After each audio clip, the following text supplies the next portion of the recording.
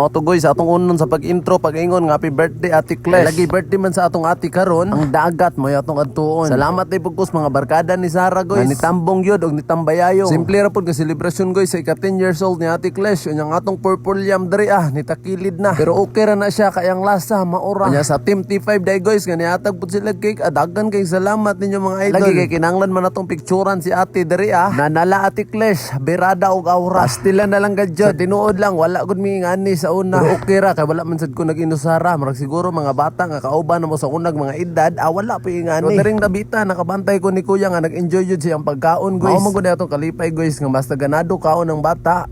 Lami gud na siya kahit tantawon diha. Og syempre ato pong giapil og flex ni atong birthday girl diri nga gwapa si Ate Clash. Kasi hindi ayog nay makapakutana guys nami karon sa Hagna Bohol. Nindot ra man pug plastada diri guys kay dili kay siya balason batuon pero dili sakit kay mao magsinawon. Gilingo-lingo ra po natong istorya natong ugalingon diri guys pero kaning usa diri naningkamot na. Og syempre guys di pud tapalopi guys atong gisugo si ate nga pa video pud lagi ta kay gakaon sinapat ra gud pud kalagmitan mo gud sa akong mga video guys dili gyud ko maapil nya pagtan-aw na ko diri sa langit grabing inita. Pero para nilang nuwa og ni Ate Clash guys bahala ng init diha basta kay makasalba bida ra ta diha. Mao day ni itsura sa mga bato diri guys nga lami sad kayo tumban kay mga sinawon man. Shoutout ay kung Kristino gani iyang kauban. Amo man silang naunhan pero importante ilaming naabtan. Daring dapita guys, nabot na day si Manong Kulas. Lagi kang nipalit og kilawon guys para atong sumsuman karon. Basta gani na mga okasyon guys, dili gud mahimo nga wala putay pulahon diri Matod pa automatic man gud na siya. Dili man talang part sa ball guys, J mo istorya,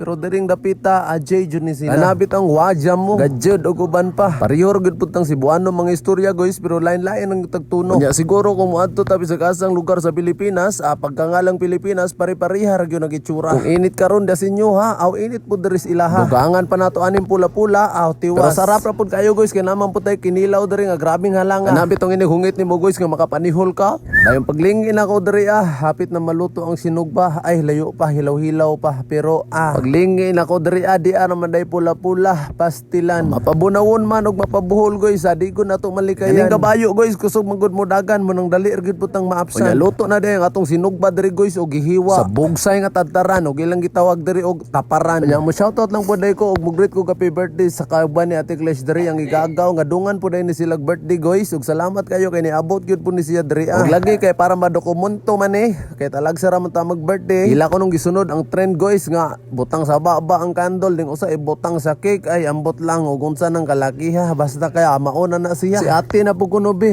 nga tuon lang pud ako no parehas ra mga gwapahon gyud ni sila guys manag-agaw gyud. Same process ra gyud pud kanang ibutang sa baba nang ibutang na po cake. Uy, pastilan. Basta mauna na guys. I hope ate og mugrit na pug usob nimo. Happy birthday. Unya kay lagi, wa man mi nabalaw dito ininom kay alas 6 ra man taman. Uli na to sa atong gigikanan, atong gitiwasan. Shoutout ko ni mga kauban diri guys nga fighter pud kaayo. Ug maoro to guys. Salamat kaayo. Bye-bye.